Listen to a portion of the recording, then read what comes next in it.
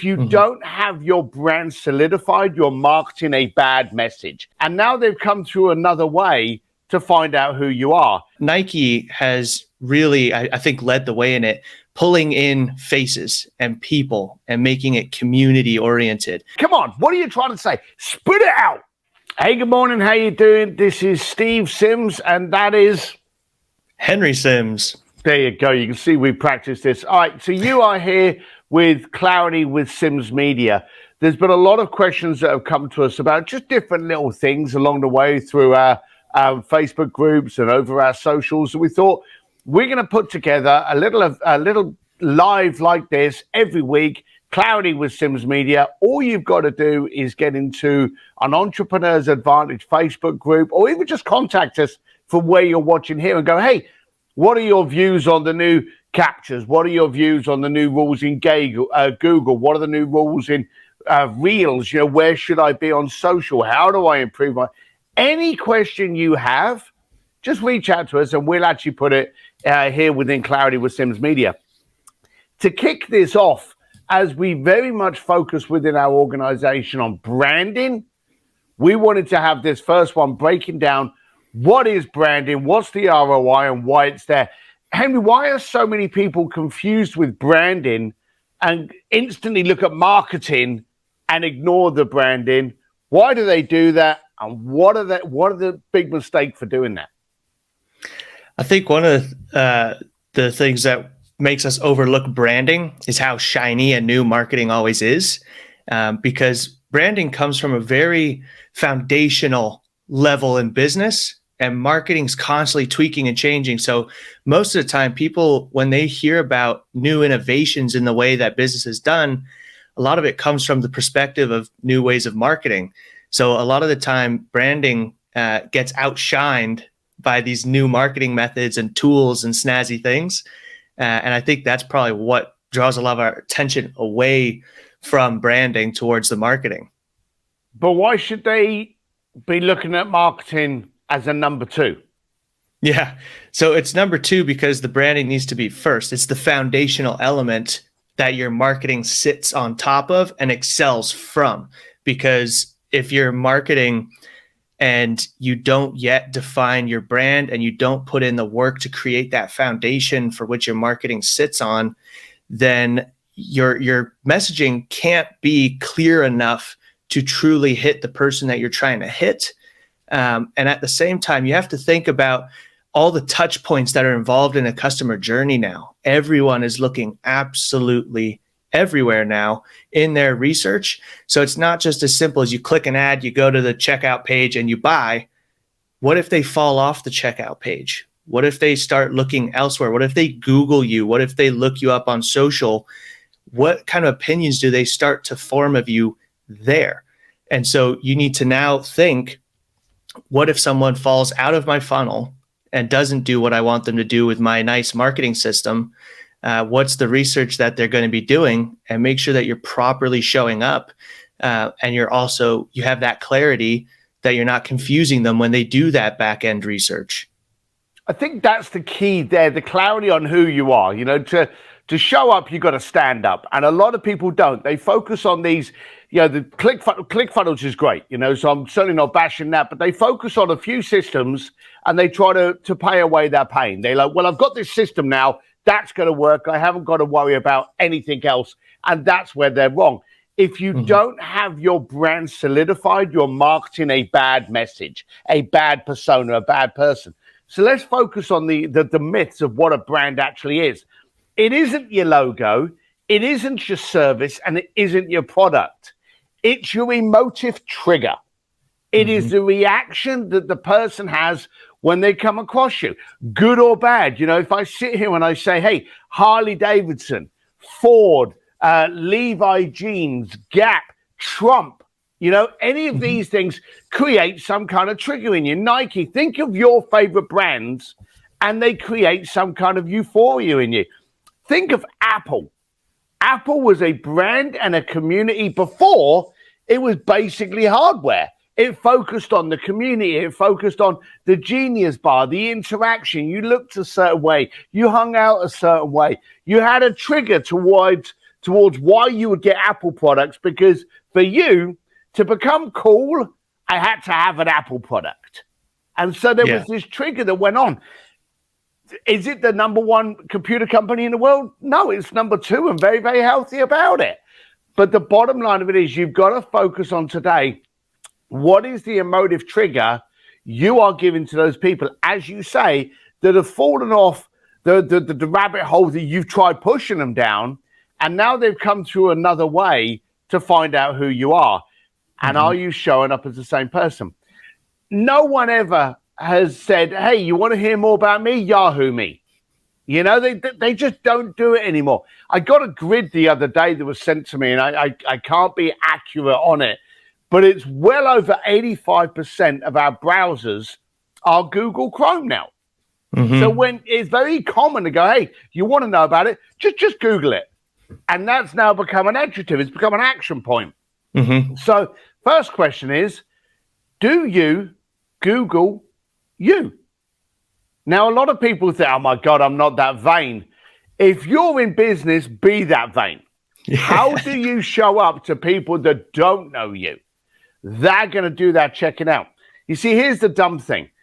If I'm in a bar with someone, and it's been known to happen, and I say, hey, Henry Sims Media, oh my God, he's absolutely fat. You're going to take my word for it. You're going to be all smiles and chuckles and be like, I'm going to get hold of that guy. That's fantastic. And then you'll step outside, you'll pick up this little thing here, the phone, and then you will summon the details from the gods of Google on what they think of Henry. And if Henry's not paying attention, he's going to come up with his old MySpace page. Or worse, he's going to come up with social pages that have other people searched for. And now you're competing for the bloody eyeballs. So your brand is an emotive trigger. You've got to focus on the experience you are creating in the communication with those people. How can people really focus on doing that? Well, also, as well as the emotional trigger, it's the promise that they expect as well. It's the emotion and the promise that they think of when they come into your world. Because how do you make them feel?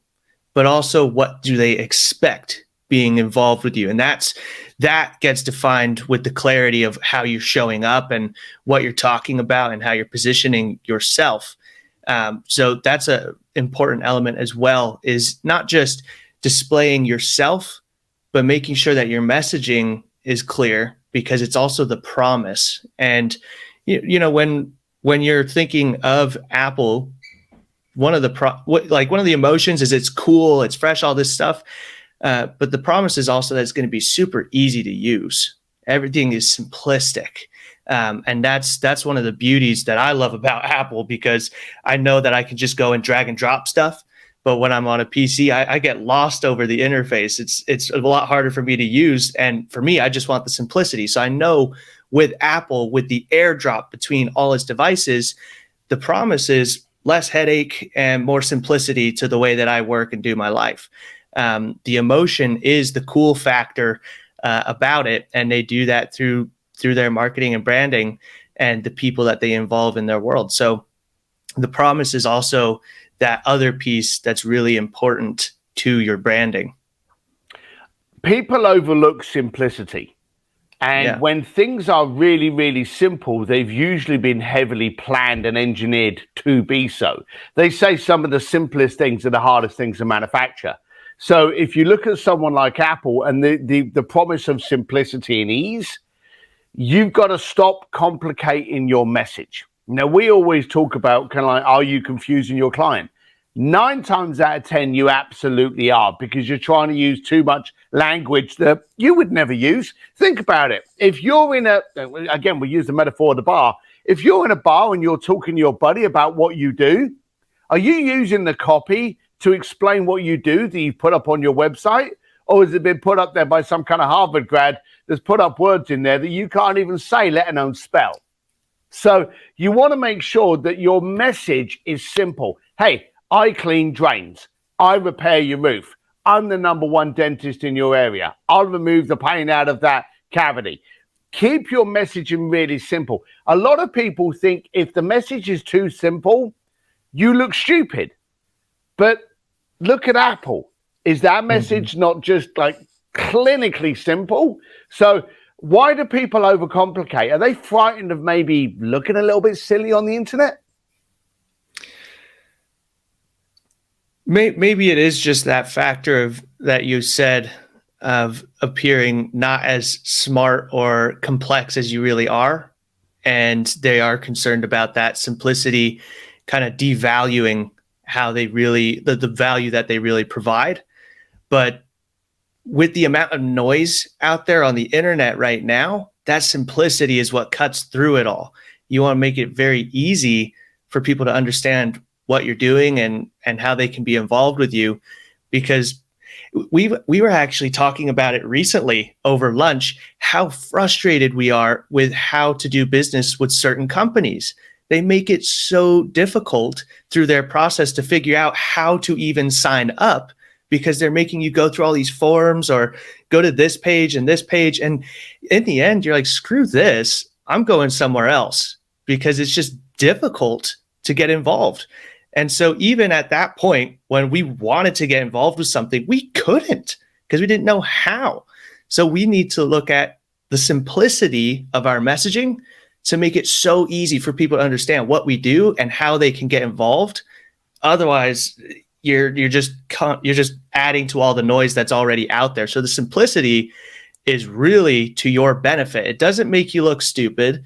It is a relief to the people trying to find that solution. They love the confidence of knowing that, hey, you know what you're doing. You've simplified it. You can definitely help me as well.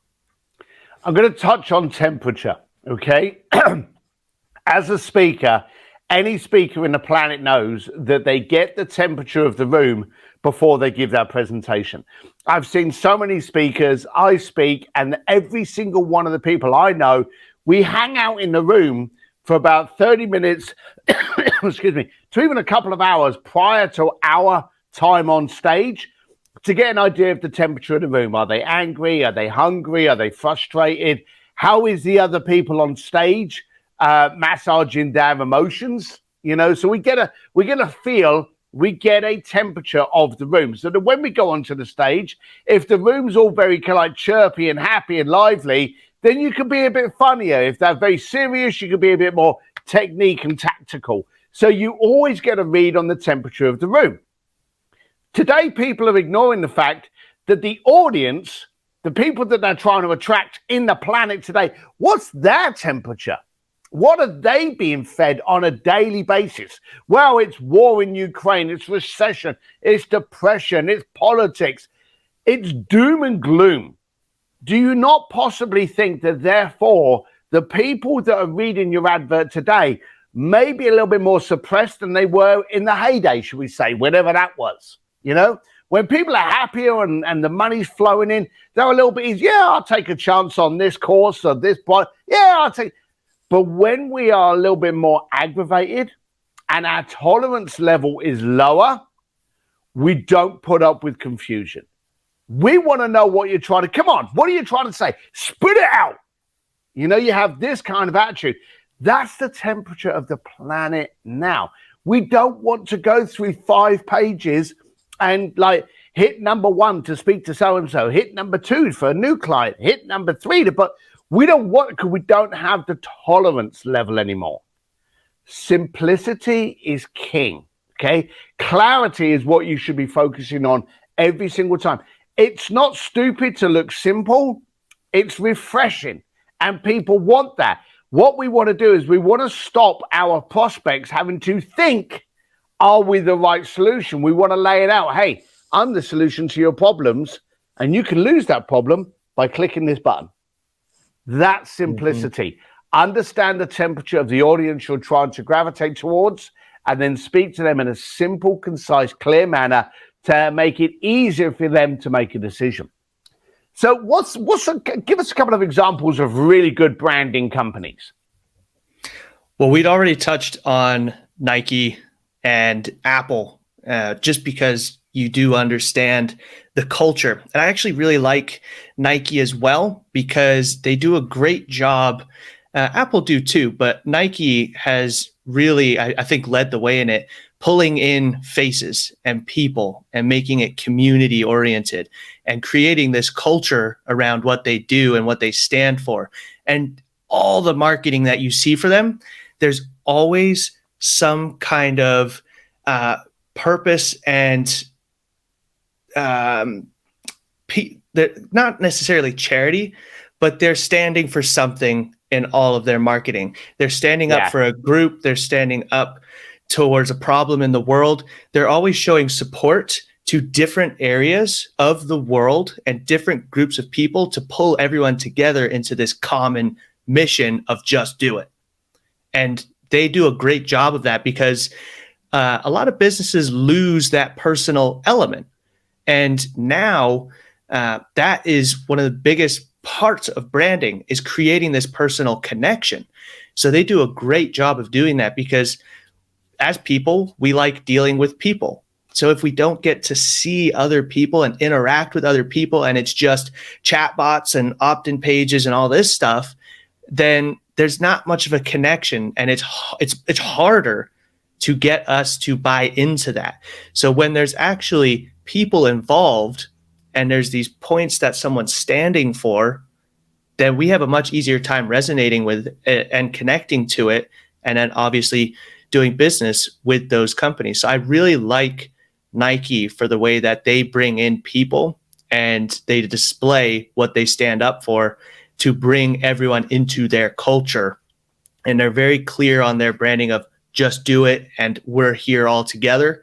But they do a great job of creating and strengthening everyone that they pull into their community. So I really like Nike for that.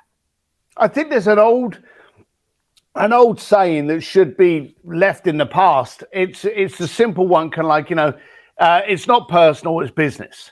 Yeah. Now that was the classic line that couldn't be more inaccurate today than ever.